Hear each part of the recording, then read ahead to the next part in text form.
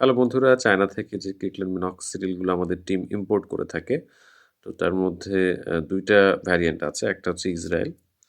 আপনারা অনেকেই ব্যবহার করছেন এটা।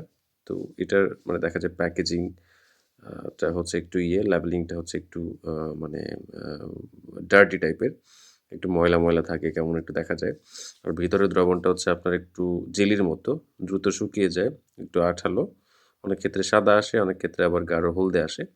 এই হচ্ছে পার্থক্য। আর আরেকটা আছে এই যে এখানে কিন্তু আবার ইসরায়েলটা লিখে থাকে, হ্যাঁ? এই যে ইসরায়েল, মেড ইন ইসরায়েল এখানে লিখা থাকে। আর যেটা হচ্ছে ইউএসএ সেটা ইউএসএ স্পষ্ট করে লিখা থাকে। আর এই যে লেভেলিংটা কিন্তু খুব গ্লসি হয়। এরকম চকচক করে, একটু চকচকে হয়ে থাকে। দেন এখানে এই যে ইউএস এর কথাই লিখে থাকে, হ্যাঁ? এই যে কস্টকো হোলসেল কর্পোরেশন, এটা ইউএসএ সরাসরি লেখা থাকে। ইসরায়েল লেখাটা থাকে না। তো এই ২ টা ভার্সনই মোটামুটি অ্যাভেলেবল। ভিতরের লিকুইডটা অনেক ক্ষেত্রে পানির মতো হয়। হালকা হলদে টাইপের হয়, আবার ব্লিচে কিন্তু কালার চেঞ্জ হয়। এইটুকু পার্থক্য আরকি। তো দুটাই হচ্ছে আমাদের কাছে অ্যাভেলেবল। অনেকে আছে এই যে এটাতে ভালো রেজাল্ট পায়, আবার অনেকে আছে এটাতে ম্যাক্সিমাম আমাদের এটা চলে, ইসরায়েলটা। আ তো তারপর এরকম ব্যক্তি আছে যারা হচ্ছে যে এটা ছাড়া ইউজ করবে না ইসরায়েলটা কখনো। আবার এরকম ব্যক্তি আছে যে ইসরায়েলটাই ব্যবহার করবে, ইউএসএটা করবে না, এরকম টাইপের আরকি।